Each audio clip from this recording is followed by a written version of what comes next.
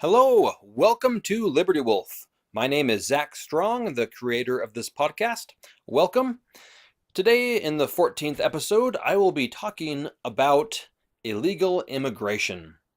There are few topics as contentious as illegal immigration are right now. I will be talking primarily about the principle of immigration. What our founding fathers said about immigration to this country and what it takes to be a citizen of this land. I will quote a number of founding fathers like George Washington and Thomas Jefferson. I will even quote some people that I don't necessarily agree with politically, like Teddy Roosevelt, who had some wonderful things to say about what it means to be an American. I will talk a little bit about illegal immigration, but really it comes back to the whole principle and concept of immigration as a whole. And so that's what I'm going to focus on today, because if we understand that, then it's very easy to extend those principles further to today's situation. Now, the first thing I want to do is read a quote from George Washington, and then make a comment, and then read more quotes and make more comments. Okay, so here we go. This was written from George Washington to Joshua Holmes, December 2nd, 1783. He said, quote, "The bosom of America is open to receive not only the opulent and respectable stranger, but the oppressed and persecuted of all nations and religions, whom we shall welcome to participation of all our rights and privileges, if by decency and propriety of conduct they appear to merit the enjoyment." Close quote. Now, I've seen the first part of that quoted quite a lot, but they almost always leave off that last part of the sentence. If by decency and propriety of conduct they appear to merit the enjoyment. So what is President Washington saying here? Was he saying that, hey, we'll take anyone no matter what? No. And that's how his quote is often used. And that's very dishonest. What he's saying is that we are more than happy to accept people, not just the opulent, not just the wealthy, upstanding, respectable, nobles of other countries. Not just them, not just the upper class people. That's not what he's saying. We'll take the oppressed and the persecuted of all people, all nations, all religions, he even says. So long as, and this is the big qualifier, so long as if by decency and propriety of conduct they appear to merit the enjoyment. If they deserve to become Americans and they want to be Americans and come here to be Americans, then yes, of course we're going to let them come here. Why wouldn't we? That would be insane to not allow people who want to come here and assimilate and want to build up our society and be one of us to not come here. That would be a very cruel and arbitrary and discriminatory thing. And so we have to acknowledge the fact that there are some people who are not coming here to assimilate. And that's really what the whole issue comes down to, is the desire on part of the immigrant. Are they coming here, truly coming here for a better life, and with plans to assimilate, to speak our language, to adopt our customs, to follow and obey our rules and laws? Is that why they're coming here? If so, then please, come on over. We'll let you in. However, if they do not merit American citizenship by their decency and propriety of conduct, then we can't let them in. That would be very, very dishonest. That would be a very dangerous thing to do, to let people who do not want to come and assimilate into our country. I mean, would you expect the French, for example, to allow people into their country who do not want to abide by French laws and submit themselves to the French government? You could say the same thing with Russia or Saudi Arabia or South Africa or Brazil or any country on earth. Of course, I mean, it's just common sense. They should want to be part of the country they're coming to live in.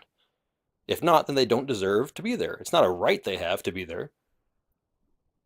And so there has to be this qualifier that we mention every time. So if by decency and propriety of conduct they appear to merit the enjoyment, they have to deserve it. They have to prove by their conduct that they really want to become an American citizen. Okay, now I'm going to quote another source. Let's see here. This is also from George Washington in a letter to Francis Adrian Vanderkemp, May 28th, 1788. Now, Francois Adrian van der Kemp. He was a Dutch radical, people call him. He was a revolutionary. He was a Christian revolutionary who took part in their, in a drive for peace, independence, sovereignty in Holland. So that makes the last part of this sentence make more sense, that context. So here's what George Washington said, quote, "I had always hoped that this land might become a safe and agreeable asylum to the virtuous and persecuted part of mankind, to whatever nation they might belong. But I shall be the more particularly happy if this country can be, by any means, useful to the patriots of Holland, with whose situation I am peculiarly touched, and of whose public virtue I entertain a great opinion." Close quote. Now, again, did you catch the qualifiers there? He's not saying we want America to become an asylum to everyone, period, without any distinction. Is that what he said? No, it's not.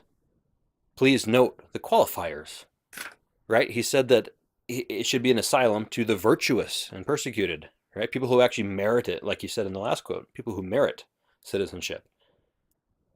He talked, again, about their public virtue. So the way they conduct themselves. Are these criminals or are these good citizens of their own country? People who love freedom, people who are decent human beings, respectable human beings. Those type of people, they should be brought over. They should be encouraged to immigrate here. Please come here. Be an American. If you love liberty, if you're a good person, if you have high public virtue and morals, and you're willing to come here and adopt the title American, speak our language, abide by our laws, then yes, you are welcome. The doors are open to you.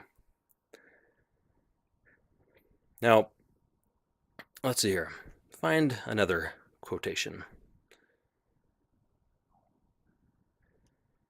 This is from Thomas Jefferson. Now, Thomas Jefferson sometimes is quoted by people who favor amnesty, who favor open borders, because Jefferson was very liberal, using the classical definition of that term, very liberal in his opinions towards mankind.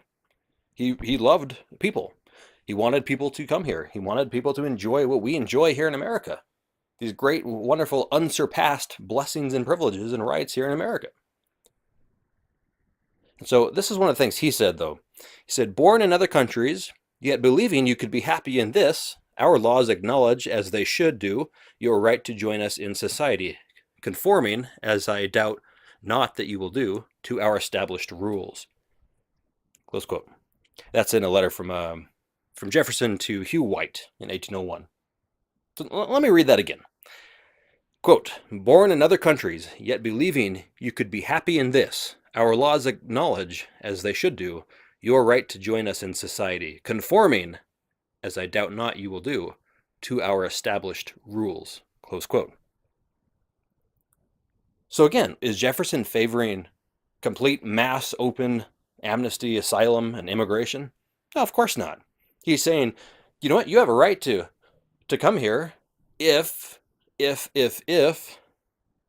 are going to conform to our established rules. If you're going to join us in society, that is, if you're going to become one of us, if you're going to become an American, become part of our people, part of our society, part of our community, if you're going to contribute, then yes, you have every right to come here. Isn't that wonderful? That you have a right, you have the opportunity to come here. Now, you don't have a right to come here just willy-nilly if you're not going to conform to our culture and laws. You don't have that right. But if you're going to, then yes, you have every right in the world. You can come here, and our law allows you to do so and become a citizen and enjoy equal privileges as everyone else in this country. I mean, it's a wonderful system. But we have to always notice those qualifiers. You know, you're going to come here and you're going to conform, or you're not going to come here. One of the most outspoken people on conforming, or assimilating, perhaps is a better term, was Teddy Roosevelt. Now, I really, really dislike Teddy Roosevelt. I think he was probably one of our worst presidents. He was, admittedly, openly, a progressive. Now, progressive, as I've noted in previous podcasts, is just a fancy way of saying communist. He was a socialist in his principles. You look at his principles, most of them were socialist. Yet he was an American. And so he couldn't, whether he wanted to or not, strip himself of that part of him that grew up hearing all about American heritage and American principles and values and the great stories of our ancestors who won freedom and whatnot. So that kind of rubbed off on him. So he was a little bit of a mixed bag. He wasn't a full-fledged socialist, progressive. He said this pretty famous quote, and it actually is true. You look it up. Even the George Soros funded Snopes, even they admit that, oh, this is true. So here's a quote from Teddy Roosevelt. Quote, "We should insist that if the immigrant who comes here does in good faith become an American and assimilates himself to us, he shall be treated on an exact equality with everyone else. For it is an outrage to discriminate against any such man because of creed or birthplace or origin. But this is predicated upon the man's becoming in very fact an American and nothing but an American. If he tries to keep segregated with men of his own origin and separated from the rest of America, then he isn't doing his part as an American. There can be no divided allegiance here. We have room for but one language here, and that is the English language, for we intend to see that the crucible turns our people out as Americans, of American nationality, and not as dwellers in a polyglot boarding house, as we have room for but one sole loyalty, and that is loyalty to the American people." Close quote. Now that's pretty straightforward, strong, powerful language. I love that quote. If people come here to assimilate, then we insist, right? That we insist that they be treated on an exact equality with everyone else. That's what that's what our worldview is as Americans. That we'll accept you and you'll be completely equal in our society. Under the law, that is. Completely equal under the law as everyone else. If you come here to be an American and assimilate and become one of us. I mean, that's just logical. It's common sense. That's how it should be. His next line, though, is the key to the whole thing. "But this is predicated upon the man's becoming in very fact an American and nothing but an American." That means you do not try to segregate yourself into Chinatown or the Russian sector of Chicago or the Yiddish-speaking sector of New York. You don't segregate yourself. You come here to be an American, to be part of our society. Now, naturally, you're gonna want to be around people who are more like you. That's understandable. But you're going to come here to be an American and partake of the overall cultural system we have here, the values, the ideals, the laws. You're going to take on yourself the duties of a citizen, and so forth. And so that's a wonderful, wonderful quote. We don't need this multiculturalism that we're seeing. Forced multiculturalism is a very bad thing. Now, if people from other ethnic backgrounds come to America, I have no problem with that. None whatsoever. Zero, zilch, nada. They should come here if they want to be Americans. And the thing that should hold us all together is our ideology, our heritage of liberty and freedom. Sometimes it's called the American gospel, right? This ideal of liberty. It's the American gospel. If you're going to come here and be an adherent of the American gospel of liberty, of constitutionalism, of rule of law, then you are more than welcome. But to come here to set up in these segregated communities and to turn this country into a polyglot boarding house, as Roosevelt called it, that's a very bad thing, because that divides our allegiance. It divides us along so many lines. It gives opportunity for enemies of this country to create a crisis along these artificial lines, when in reality, this overarching American concept of what it means to be an American citizen, that should hold us all together, no matter our race or religion or whatever.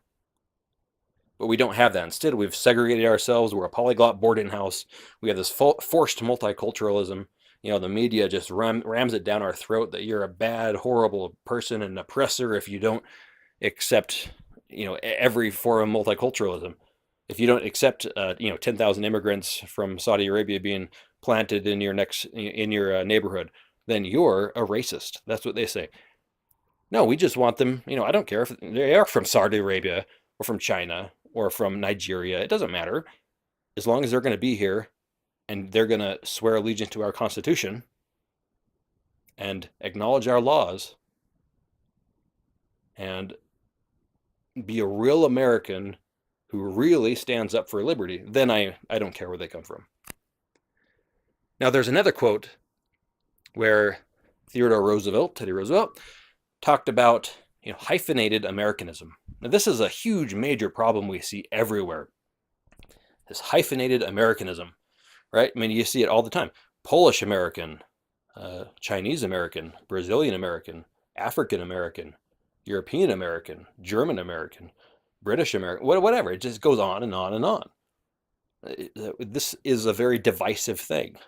Why not just be called American? If you're here, you're a citizen, you're here legally, you're an American, right? But this hyphenated Americanism needs to end, and it's a very big danger. And here's what Theodore Roosevelt said, quote, "There is no room in this country for hyphenated Americanism. When I refer to hyphenated Americans, I do not refer to naturalized Americans. Some of the very best Americans I have ever known were naturalized Americans, Americans not born abroad. But a hyphenated American is not an American at all. This is just as true as the man who puts native before the hyphen, as of the man who puts German or Irish or English or French before the hyphen. Americanism is a matter of the spirit and of the soul. Our allegiance must be purely to the United States. We must unsparingly condemn any man who holds any other allegiance. But if he is heartily and singly loyal to this republic, then no matter where he is born, he is just as good an American as anyone else. The one absolutely certain way of bringing this nation to ruin, of preventing all possibility of its continuing to be a nation at all, would be to permit it to become a tangle of squabbling nationalities, an intricate knot of German Americans, Irish Americans, English Americans, French Americans, Scandinavian Americans, or Italian Americans, each preserving its separate nationality, each at heart feeling more sympathy with Europeans of that nationality than with the other citizens of the American Republic. The men who do not become Americans and nothing else are hyphenated Americans, and there ought to be no room for them in this country.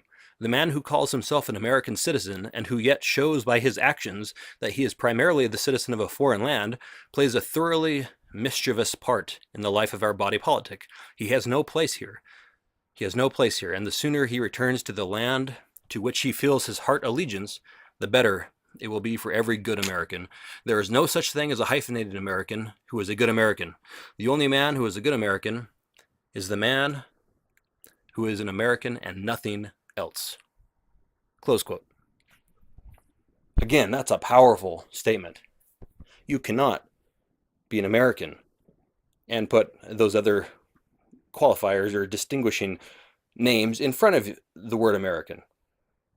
You can't be a Mexican American. You can't be a Black American. You can't be a African American or Jewish American or a French American.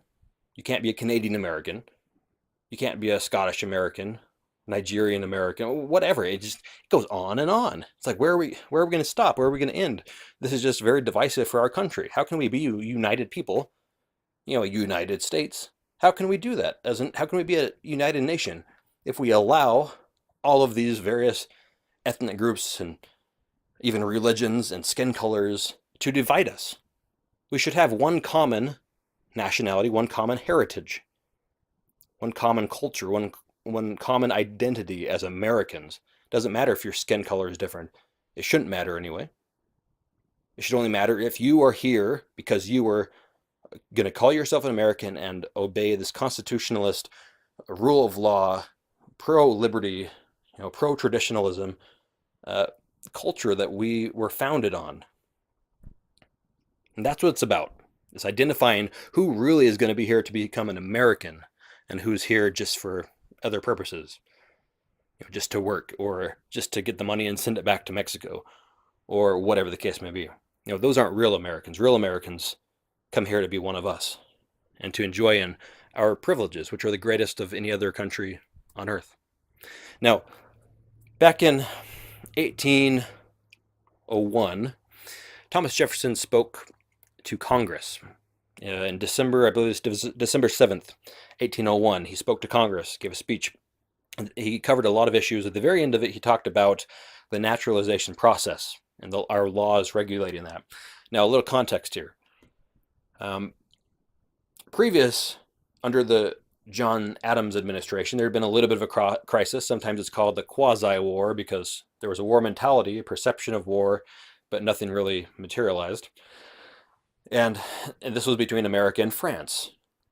Now, there were Americans at the time, George Washington, for example, in his writings, who acknowledged that yes, there actually is a danger from people from France coming over here, and George Washington specifically identified these people as Jacobins and Illuminati members. People think, oh, it's a conspiracy, and yet all these people like George Washington, he acknowledged and admitted, yeah, no one's more satisfied than I am that the Illuminati really exists and that their goals are not good. And he also acknowledged that there are Jacobins here in this country who are agitating for a revolution. So John Adams, he also knew this, but their administration, they took things a little far, and they passed the Alien and Sedition Acts.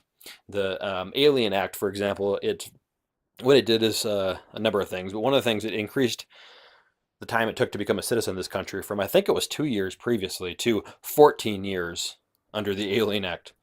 I mean, that's just absurd, 14 years. Anyway, that's what the law did, and then it provided for, in time of war, in time of national crisis, for the deportation of people born in the country that we are fighting. That's a hostile country. All right, this is the same sort of rationale. It's very perverse rationale, mind you, that FDR used to round up hundreds of thousands of Japanese Americans, even though more than 2/3 of them were actually born here in the United States, had absolutely no allegiance to Japan. He still rounded them up based on this ridiculous and immoral, unjust principle. And so this principle here is what Jefferson is talking about. This alien law that was passed under the Adams administration. So Jefferson says, the Constitution indeed has wisely provided that for admission to certain offices of important trust, a residence shall be required sufficient to develop character and design. But might not the general character and capabilities of a citizen be safely communicated to every one manifesting a bona fide purpose of embarking his life and fortunes permanently with us, with restrictions perhaps to guard against the fraudulent usurpation of our flag, an abuse which brings so much embarrassment and loss on the genuine citizen, and so much danger to the nation of being involved in war, that no endeavor should be spared to detect and suppress it. Close quote. Now, this quote, again, like the quotes I read earlier from George Washington, they have a lot of qualifiers in them. They're not saying, hey, we want anyone to come here. We're saying we want it to be easier for people who really want to come here and be Americans and assimilate with us and be one of us. We want to make it easier for them to come here. Not a 14-year process, because that's going to deter a lot of people. If you can't come to a country and enjoy their rights and privileges, except after 14 years, there are going to be a lot of people who really do want to come who are not going to come. Why do that? That's a very arduous and arbitrary process. So what he's saying is we want to make it easier for people who, what does it say? Who have truly manifested, they want to embark their life and fortunes permanently with us. So if they really are coming here to be one of us, the process should be a lot easier. But also remember, though, he mentioned the word restrictions. What did he say? What should we guard against? He said, with restrictions, perhaps, to guard against the fraudulent usurpation of our flag. So the fraudulent usurpation of our citizenship, because it would make it meaningless. And that's what he goes on and says. It'd be an embarrassment and a loss on the genuine citizen. So what does it mean to be an American anymore these days, if we allow tens of millions of illegals to come in here and be one of us and enjoy the same privileges we do? What does it mean to be an American? What's the value of American citizenship if just a horde of people from Honduras or some other country can just flood across our border and demand health care and vote in our elections and all these things? What is the value of being an American at that point? What does American citizenship mean? Just flush it down the toilet. It doesn't mean anything unless we preserve a very rigid standard for what we accept in this country. And I'm not talking a racial standard. I'm not talking anything like that. It's an ideological standard. A standard of principles and morals. Constitutionalism. The Constitution is the supreme law of the land. If you're an immigrant, you better dang well come here to bow yourself before the altar of the United States Constitution. If you don't, you have no place here. You don't belong here, and I don't want you here. I don't care your skin color. I don't care if you're Anglo-Saxon heritage. I don't care if you're white-skinned like me. It doesn't matter. You need to come here with the ideological perspective of Americanism, or at least with the desire to assimilate yourself eventually to become an American, right? That should be the goal. And that's what Jefferson here is saying too. If people are planning to embark on this long process of the rest of their life of becoming an American, then we should allow them to be here, right? If they're going to stake their fortune permanently with us, as Jefferson said, then why should we impede them from doing so? For example, with a 14-year waiting period. We shouldn't do that. We should make it easier. Now, at the time, Jefferson's big political rival was Alexander Hamilton. Alexander Hamilton was, he's a sad character. A very sad character. He was an American hero during the Revolution. He was one of George Washington's most trusted men. He put up a very strong defense of American independence.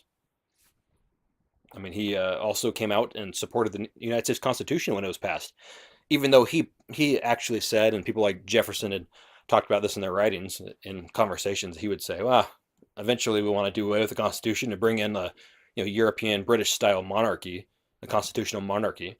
That's what Hamilton really wanted. He was an Anglophile. He loved Britain. It was just sickening for a real American to love Britain, but anyway, so that's where he was coming from. His context, his background. He was a real loyal American. And so even to the end of his life, he still said a lot of great things, even though he eventually started turning in favor of Britain versus America. He did still have a lot of really great principles and ideas. And so one of the things that was really great is that speech I just referred to from Jefferson. Well, Hamilton took offense to that speech, essentially, and wanted to critique it. Some things he critiqued in favor of and sometimes against. But anyway, in particular, he critiqued this aspect of naturalization. And so he made a couple of really great comments. He wrote this series of letters, documents, basically called the Examination, right? An examination of Jefferson's speech to Congress. And so they started coming out in December, right after Jefferson's speech, in December 1801, and went through, I don't remember when the last one was, but at least it went through January of 1802. And so what I'm going to read from is from the eighth edition, number 8 of this examination series. And so this is a really great quote on immigration naturalization. He said this, quote, "The safety of a republic depends essentially on the energy of a common national sentiment, on a uniformity of principles and habits, on the exemption of the citizens from foreign bias and prejudice, and on that love of country which will almost invariably be found to be closely connected with the birth, education, and family." The opinion advanced in the Notes on Virginia, and that was written by Jefferson, by the way, is undoubtedly correct that foreigners will generally be apt to bring with them attachments to the persons they have left behind, to the country of their nativity, and to its particular customs and manners. They will also entertain opinions on government congenial with those under which they have lived, or if they should be led hither from a preference to ours. How extremely unlikely is it that they will bring with them the temperate love of liberty, so essential to real republicanism. There may, as to particular individuals and at particular times, be occasional exceptions to these remarks, yet such is the general rule. The influx of foreigners must, therefore, tend to produce a heterogeneous compound, to change and corrupt the national spirit, to complicate and confound public opinion, to introduce foreign propensities. In the composition of society, the harmony of the ingredients is all important, and whatever tends to a discordant intermixture must have an injurious tendency. The United States have already felt the evils of incorporating a large number of foreigners into their national mass. It has served very much to divide the community and to distract our councils by promoting in different classes, different predilections in favor of particular foreign nations and antipathies against others. It has been often likely to compromise the interests of our own country in favor of another. In times of great public danger, there is always a numerous body of men, of whom there may be just grounds of distrust. The suspicion alone weakens the strength of the nation, but their force may be actually employed in assisting an invader. And he went on and he made some other very interesting remarks. And for example, he went on and said that he, with Jefferson, said that maybe there's some grounds to to change the law regarding naturalization. He said instead of 14 years, let's make it 5. Now, if anyone knows about immigration law today, it's 5 years. If you're married to an American citizen, 3 years after you get a green card. So, interestingly enough, we end up adopting Hamilton's time frame there. And so he said 5 years ought to be required, because by then they will probably develop an American spirit. Let's see where that quote is. He said, quote, "Some reasonable term ought to be allowed to enable aliens to get rid of foreign and acquire American attachments, to learn the principles and imbibe the spirit of our government, and to admit of at least a probability of their feeling a real interest in our affairs," close quote. Now that's really great. I mean, I agree that there should be a waiting period. It shouldn't be 14 years, and perhaps it shouldn't even be 5. But there should be a waiting period, or at least a vetting process. Let's put it that way. There should be a vetting process to really, really know that this person is going to be an American when they come here. They're not coming here to be an Italian American. They're not coming here to be a Mexican American or a Spanish American or an African American. They're coming here to be an American, period. No hyphenated Americans, but just Americans across the board. People who share in this ideology of Americanism, this culture of liberty that we were founded on. These were our founding ideals. Yet, unfortunately, today we see so many of the millions and millions of immigrants who are coming here. They're not coming here to assimilate. And we know that for one simple fact: they're not coming here legally. If they really wanted to be one of us, they would submit to our laws, which require you come through the front door.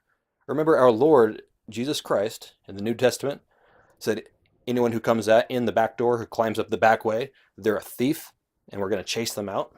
He was speaking of heaven, of course, meaning that you can't sneak into heaven, right? You have to come through the door that he has provided, baptism, faith in Christ, repentance, etc.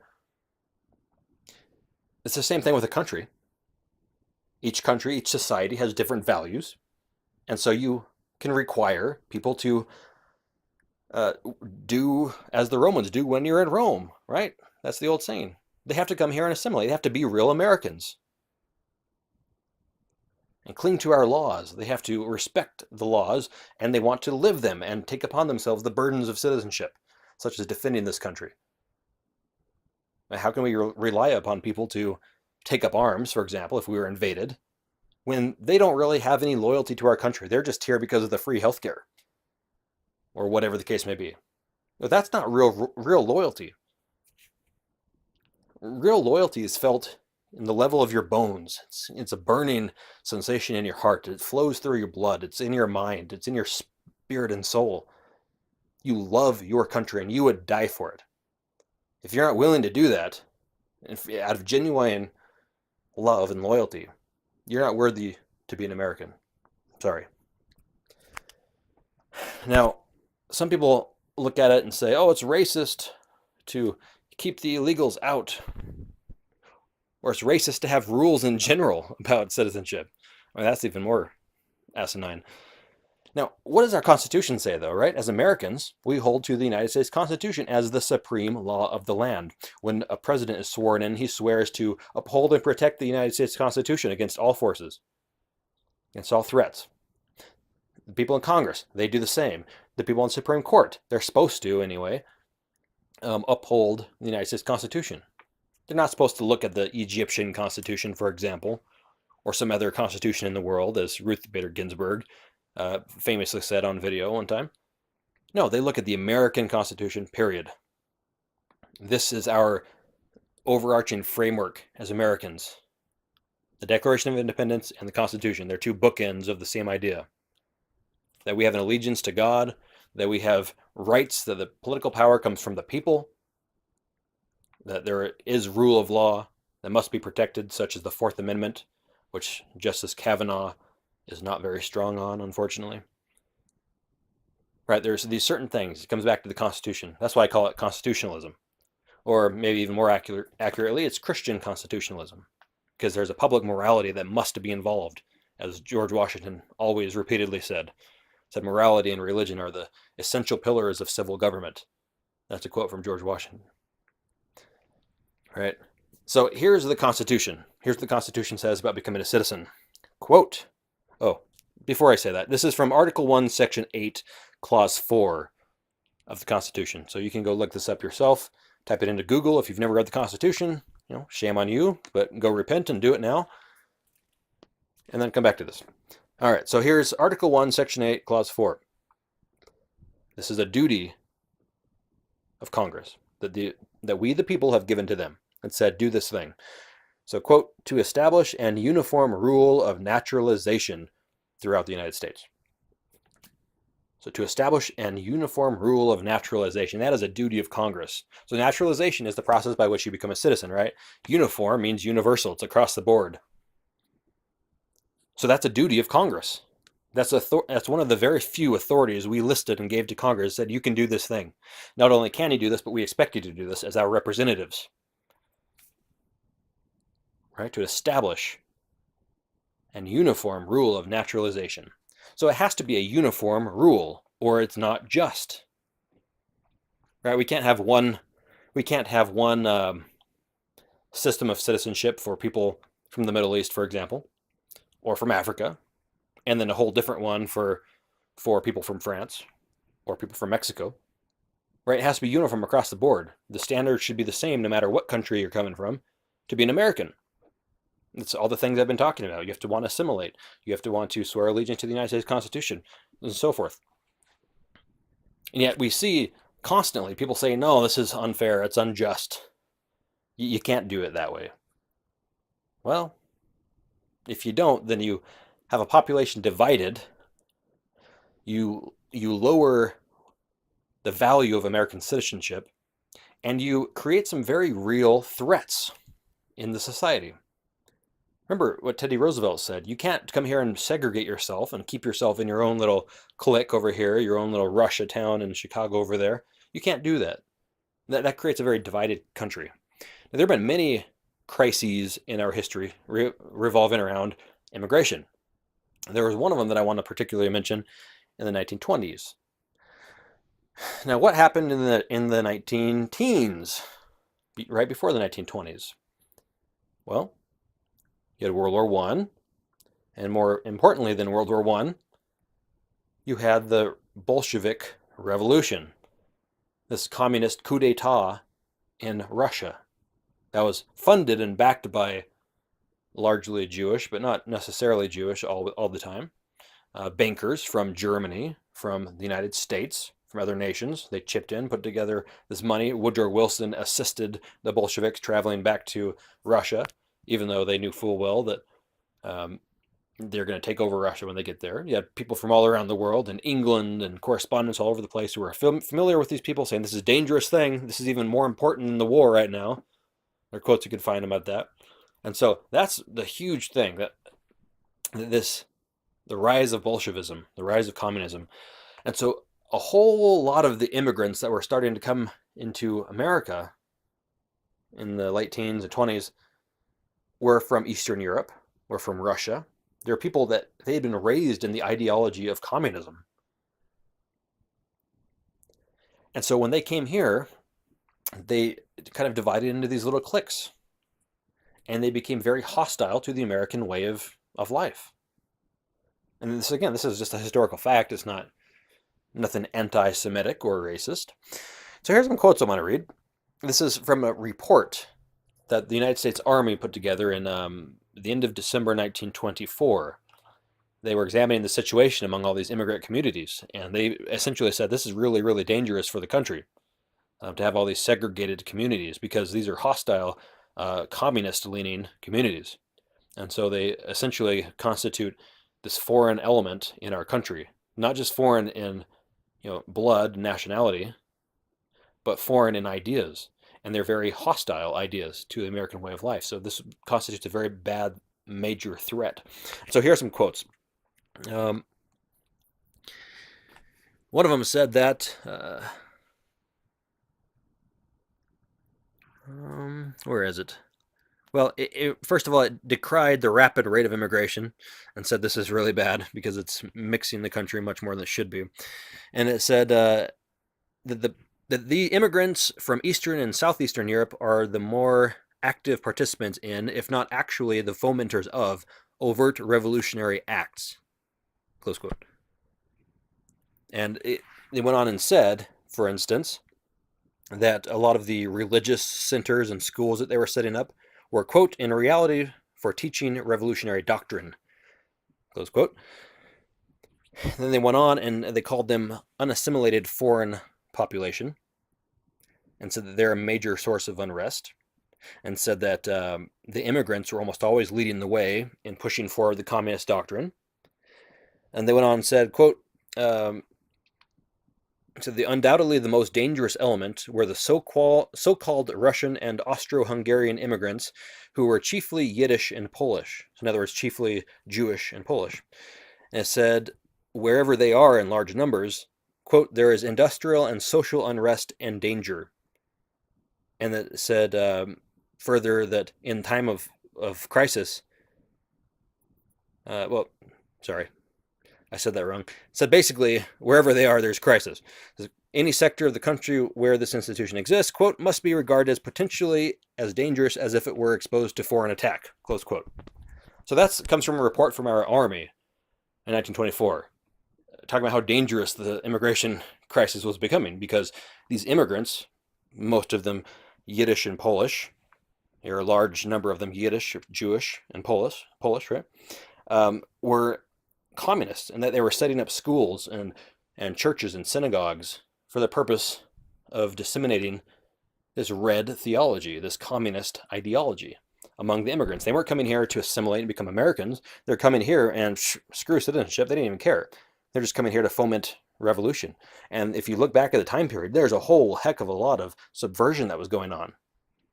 And then this immigrant base was constantly bickering at our government, telling them, you need to embrace the Soviet Union. You need to recognize the Soviet regime as a legitimate government. And it was largely the immigrants, and most of them Jewish, that were proposing this. And it didn't, fortunately, we didn't accept the Soviet regime until FDR, but unfortunately, FDR accepted it. He recognized the Soviet regime. And so all these immigrants, they got their way. They didn't come here to assimilate. They came here to propagate their Antichrist dogma, their communist Bolshevik dogma. And unfortunately, they've gotten their way in our society to a very large extent. Now, there is another communist-leaning country that's very, very crucial to this question of illegal immigration, and that is Mexico. People don't think of Mexico as a socialist communist country, but it is. The very first country in the world that actually accepted the Soviet regime, that recognized as a legitimate government the Bolshevik conspiracy that took over, was Mexico. At the time, Mexico actually launched their own communist revolution. There was a half-Jewish Freemason who took power. There was a big war between the Cristeros, so the Christian, and mostly Catholic Christian freedom fighters, against this invasion of this hostile ideology in Mexico. Unfortunately, the Cristeros were killed in the tens of thousands. Their bodies were hung from light poles along the railways. You can find pictures of that. I mean, they were just murdered and slaughtered while the communists took over. Everywhere the communists take over, there's bloodshed. So it's very dangerous then when you start looking in our country, and the people like Bernie Sanders and the communist from New York, what's her name, Cortez. That's very dangerous when we start electing these people and start bringing them into positions of power. I mean, look at all the mobs and Antifa and all these people, the violence that they're causing. It leads to bloodshed. in every case in history, in Hungary, in Germany, in Spain, in Mexico, in Russia, in China, in Cambodia. You just go down the list. Every country that it's ever happened in, there's been a communist takeover or attempted takeover. There's been bloodshed. So we need to be very, very careful. Now, Mexico, though, like I said, they became the safe haven for the communists. And so it's been through Mexico that a lot of the communist agents during the Cold War brought the drugs in. They brought them in, they would ship them in. A lot of the drugs today even get shipped in from China. They're brought in, they were given to gangs, mobs that the communists had largely taken over or co-opted, and then they're disseminated throughout the country. I mean, you look at right now, it's a severe crisis, the drug crisis going on. That's one reason, out of many that could be listed, to be very, very wary of illegal immigration. It's because so many drugs are being just brought right across the border by mules and by very hostile people. I mean, every 11 minutes, an American dies of an opioid or drug overdose. Did you know that? It's more now than cancer. More people die from opioids and drugs than cancer every year. I mean, it's becoming a serious crisis. And for that statistic, by the way, you can look up Howard Buffett's book, Our 50-State Border Crisis, How the Mexican Border Fuels a Drug Epidemic Across America. One of the other crises that's happening is very real and serious is human trafficking. I mean, there are tens of thousands of people being trafficked out of our country and into our country every year, if you didn't know. You know this big caravan that was 14,000 strong, according to some reports, that was marching up through Mexico? Well, there was one day that the report came out that over 100 of them had been kidnapped and by by human traffickers. So sex slavers, right? Most of these girls are most of them are women and children. They're going to be, sold into prostitution. They're going to be forced into prostitution. And yet they were in this caravan because the political left, I don't like that term, but these communist, socialist, the people that just won the House, stole a lot of these Senate races and stuff. These are the groups that are pretending they're so compassionate, and they're advocating for all this whole mass of people to come flowing into our country. Who cares if 100 people in this group get kidnapped by sex slavers? Who cares? Right? It's collateral damage. Who cares? That's, of course they would say, oh, well, we have nothing to do with that. Well, yes, you do. Your policies facilitate this mass flow of people. And so it makes them very easy targets for these others, very evil groups that are preying on them. You can just go look it up. Just type it in Google. I mean, you'll find all the time these people that get trafficked back and forth across our border in forced prostitution rings. It happens all the time. Or as a payment, basically, to be brought across the border, they're forced into sex. There's so many cases of this happening. So it's a mass degradation of people through the drugs that are being brought across, through people being forced into sex slavery or being, kidnapped and sold somewhere, or being murdered. I mean, the violence on the border is insane. Mostly on the Mexican side, but it's flowing over into our side. It's totally insane. And if we weren't subsidizing this through giving health care to these people, through just opening our border, through allowing it to happen, or even our media promoting it, then a lot fewer of these cases would be happening. So even Donald Trump, he's very weak on immigration. Very, very, very weak. I mean, just yesterday, a very disgraceful and sad thing happened. You can go look the story up. There were a huge number, I don't know the number exactly, of immigrants that just hopped over our border into California. It's on video. You can just watch the video and the pictures and just see them. Just crossing. Where's our military? Didn't Trump just supposedly send 15,000 people or troops to the border? And weren't we going to deploy non-lethal weapons, for example, rays that would deter the people without actually harming them? There are all sorts of ways we could do it, whether an actual bullet or a dummy bullet, a rubber bullet, or these non-lethal methods we have, such as a sound ray that will hurt the eardrums so much that the person's going to flee. We have so many different methods we could use. Our SWAT teams have them. Why don't we just deploy them to the border? Well, Trump said he was deploying them to the border. And yet yesterday, you had all these dozens of immigrants just in broad daylight just climb right over the border. Right over this very thin little wall that we had. And it was on video. And does anyone care? Nope. Instead, these people are going to go into California. They're going to become Democratic voters, which is pretty much always happens. They're going to be a drain on the economy. A lot of them are probably going to commit crimes because there's a ridiculously high number of immigrants committing crimes. Then that's going to be a further drain on the taxpayers because taxpayers fund the prisons a lot of times. And so it just comes right back to you and me. And then it degrades what it means to be a citizen, that this sort of thing happens in the country that we supposedly have as our own. But it's not our own. It belongs to anyone and everyone, no matter how evil or despicable or law-breaking they are, who wants to come here.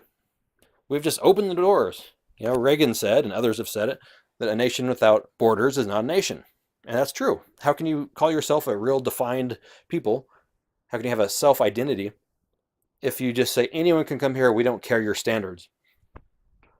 This big caravan that's been in the news, almost every picture you see, they're waving a Honduran flag, or a Mexican flag, or a flag from another country.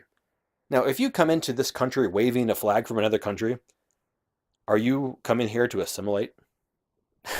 Are you coming here to be an American if you're waving a Honduran flag? Are you coming here to really be a loyal American citizen if you're waving a Mexican flag? Well, yet we have hordes of people. This happens all the time where they'll tear down our flags on Mexican Independence Day or whatever. They will tear down our flags, the American flag, and put up the Mexican flag, and they'll be rioting in the streets in the United States. And what do? We don't do anything. Instead, the media says we're racist if we don't want that. We're racist if we don't want this hostile foreign element of people who want to come here and tear down our flag and burn it in the streets and riot and demand free stuff. We're racist if we don't want that group of people here. That's what they tell us. Instead, they say, "Oh, our founding fathers, they were immigrants. We're a nation built by immigrants. We're a nation of immigrants." You hear that all the time. Well, I read you a whole bunch of quotes from the founding fathers. Does that really check out? Did our founding fathers support just mass immigration? It was unqualified immigration, unmonitored immigration. Did they really support that? Nope. And even at least through Teddy Roosevelt, they still didn't support it, the American presidents at least. Alexander Hamilton, Thomas Jefferson, George Washington, Teddy Roosevelt. There's 4 people right there. 4 presidents or influential people who were opposed to unqualified immigration into this country. They said, yes, we should be an asylum for people who want to come here and be Americans and want to be one of us and want to support liberty with us and embrace our laws and conform to our laws. But if they don't want to, if they don't merit it, if they don't earn it, as George Washington said, then they have no right to come here. And nor should we allow them. To do so would be dangerous. We don't need hyphenated Americanism. We don't need these groups of Bolsheviks, for example, coming over here and not assimilating, and instead propagating their own false ideas, their anti-American ideas. It's treason. That's what we're dealing with. It's treason on the part of our government to allow this. President Trump claims he's big on immigration, and yet the immigrants are still flowing in. Why? Where are all those troops on the border? They're supposedly protecting our country. Doesn't our government have a duty to protect the United States from foreign invasion? Yes, it does. Read the Constitution. I mean, that's just a no-brainer. Common sense. Duh, right? Of course the government has to protect the country from foreign invasion. And when you have tens of thousands of people every year flowing across our border illegally, many of them bringing drugs, many of them coming here committing crimes, raping our women, many of them stealing jobs, right? I mean, that's the one that gets repeated a lot, but to me, that's the least of the worries. When you have people coming here waving the Honduran flag, or coming here only for free stuff, and then they're going to vote Democrat, and they're coming here, they don't want to be an American, they segregate themselves, they speak Spanish, or whatever other language, that is an invasion. They're not coming here to assimilate, they're coming here with hostile intentions, and their actions prove it. They're not just good, law-abiding citizens, or law-abiding people. If they were, they wouldn't have broken the law to get here. I mean, how can you say they're just good people if they're breaking the law to get here? That doesn't even make sense. That's a contradiction in terms. You can't be a good law-abiding person and break our law to be here. You're not a true American if you do that.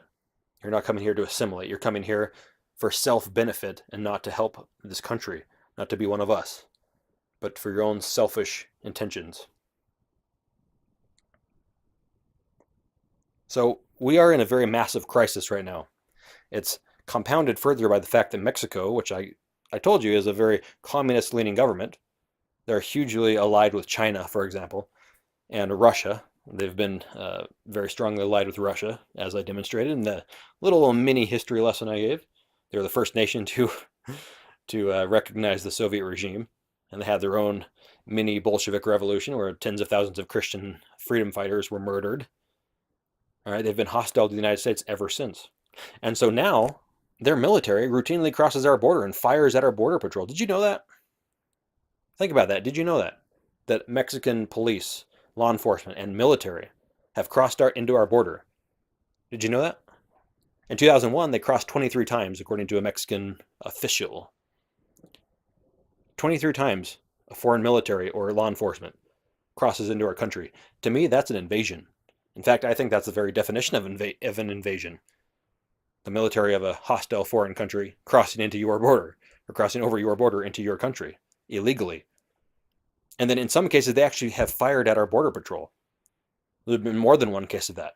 Even though our border patrol very clearly announced you're on American soil, we are border patrol agents, the Mexican military, decked out with all their gear, in their uniforms, in their trucks, with their rifles, shooting at us. And this has been put into reports, but the media doesn't touch it. The media they don't care. They don't want people in America to know that there's a hostile invasion going on our southern border. It's basically settler colonialism, like China's doing in all over Africa and elsewhere, where they're just moving in all their citizens, and one day they hope to, by the mass of people that support them, essentially take it over for themselves. This is how settler colonialism worked, more or less, right? It's the same thing going on, except in this case, it's being aided by Mexican military. You know.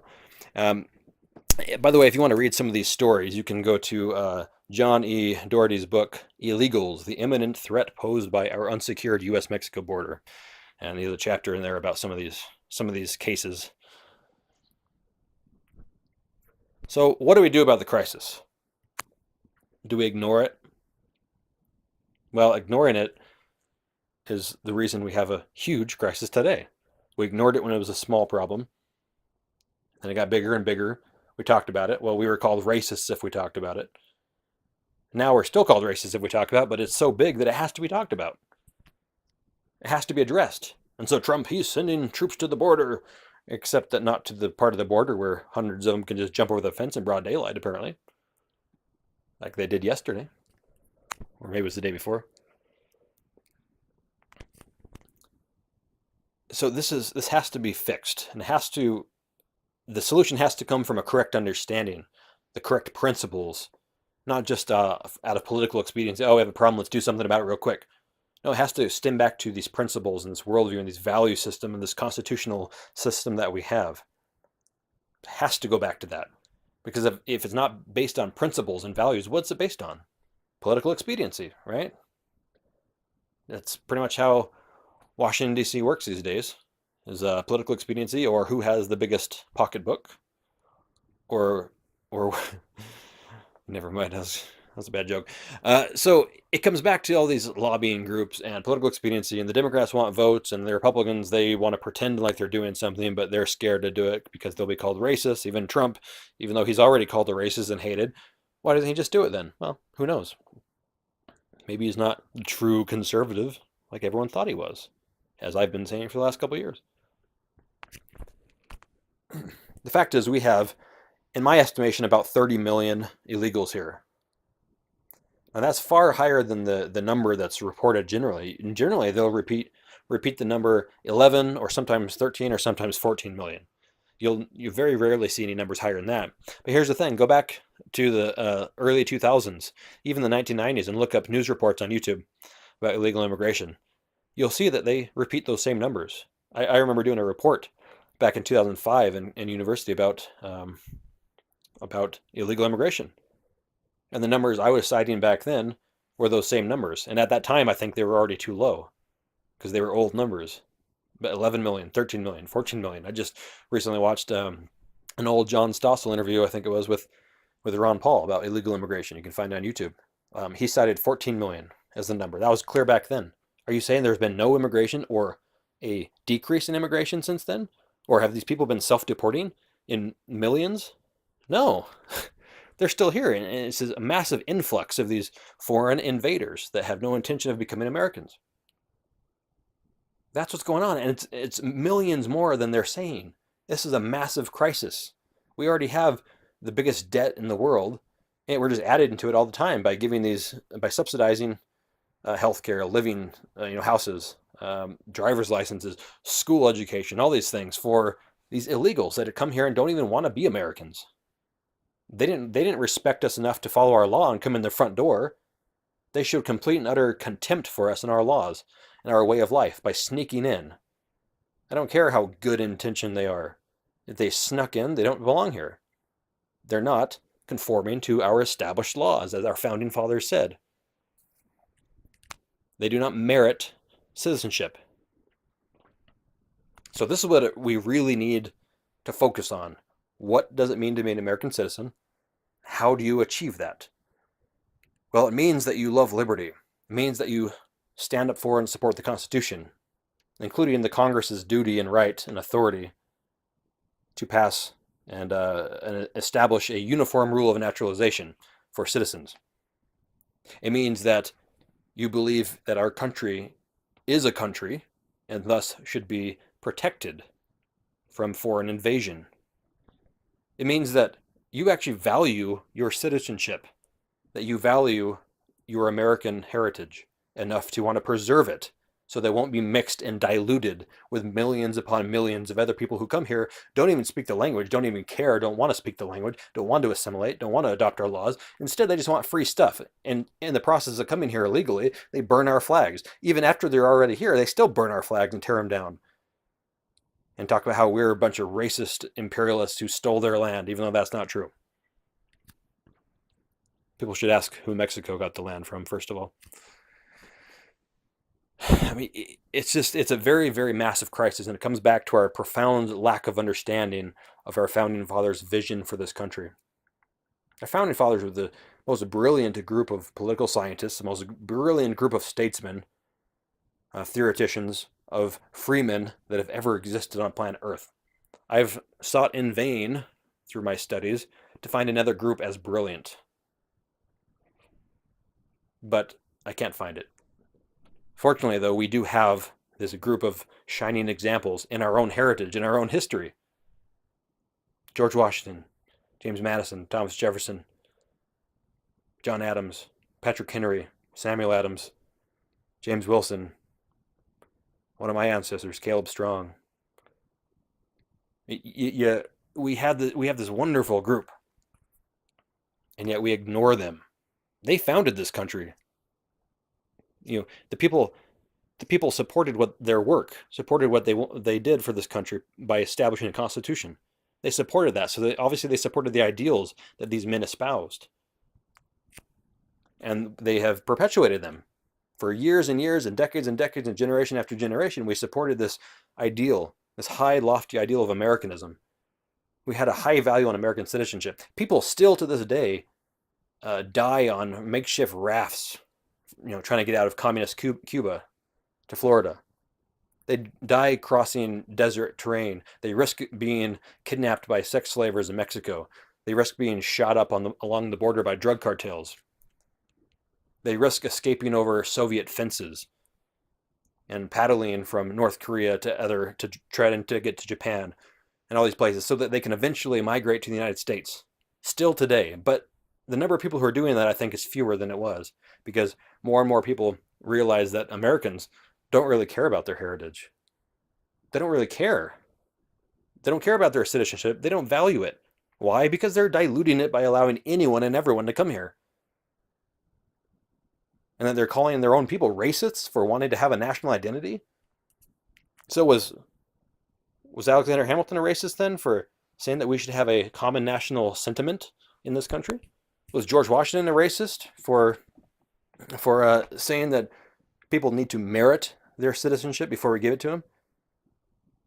Was Teddy Roosevelt, the big time progressive, was he a racist for saying we should not ever have hyphenated Americans and the people who want to come here to be hyphenated Americans, whether it's Irish American, Mexican American, Spanish American, Russian American, that they're not true Americans?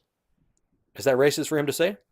No, it's common sense. It's common sense for any nation to put up a strong statement and say, we will not allow you to come here if you're not going to assimilate, become one of us, adopt our titles and names, and follow and respect our laws, and share the burdens of citizenship and the privileges and blessings of citizenship. Thomas Jefferson once wrote from France. It was the first time he had been out of the country. Went to France as ambassador. He wrote back to, I forget who off the top of my head, and said, "My God, how little do my countrymen know the blessings they are in possession of and which no other people on earth enjoy." Close quote. Americans, you have the greatest heritage of political freedom, of liberty, of individualism, of rule of law, of power of influence, of any people on the face of the earth at any time in Earth's history. Do you really want to lose that by caving to the media, which calls you racist? If you say, we want a national identity, we want to preserve this, are you willing to give that up for political expediency? Are you willing to throw it away? Or are you going to demand that someone like a President Trump actually do what he says he's going to do and protect this country? Are you going to stand up and say, this is wrong? We have an American heritage and we are going to preserve it, period. We're not going to let some Bolshevik influence infiltrate our country and tear it down from the inside. We're not going to allow the value of American citizenship to be diluted by these false ideas, by people who do not want to assimilate and be one of us. We the people means nothing if we the people doesn't mean the American people. We the people means the American people. It's not we the people of the earth. And everyone can come here if they want to, no matter whether they're a criminal, a communist, or whatever. No, it's we the people of America who believe in these American, traditionally, uniquely American values. We the people are going to preserve our identity against other people who don't want to be one of us. And so I hope today, after listening to this podcast, you understand a little better really what's at stake. The whole concept of Americanism and what it means to be an American citizen, and the value of American citizenship. It's under attack. It's on the fritz. It's going away. The more we forcibly infuse multiculturalism into our culture and country, the more we allow the media to call us a bunch of racist KKK, alt-right nationals, white supremacists, Nazis. The more we allow them to use these red herrings that cause emotional knee-jerk reactions among the socialist-leaning segment of this country, the more we allow them to cow us into a corner as they put chains on us and build this wall around us within our own country. So that the Americans, who are the descendants of those people who won our liberty, they become disenfranchised as real Americans. And this hostile foreign element, they become they become what's considered the real Americans now. So are we prepared to allow this to flip? Or are we actually going to do something about it? And say, no, I'm an American, and that means something to say. It's just such a disgrace, a slap in the face to our founding fathers and our forefathers who shed their blood in wars to preserve this American identity, to preserve America as an asylum for those people who want to come here and be part of us and to partake of our blessings of freedom. It's a slap in the face to them. It's spitting on their graves. And I, for one, am not going to do that. So I'm using whatever influence I have to encourage people to stand up and be an American.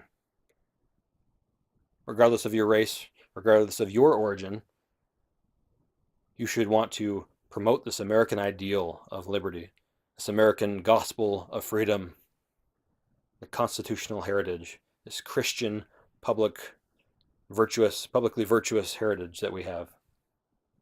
The same vision and culture and heritage that our founding fathers gave to us on a silver platter and that we've taken and thrown in the mud.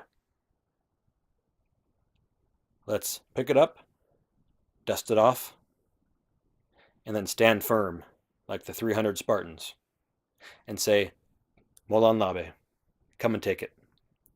This is our house, and you're not going to invade it. So Zach Strong signing off for Liberty Wolf. Sic Semper Tyrannis. Long live liberty.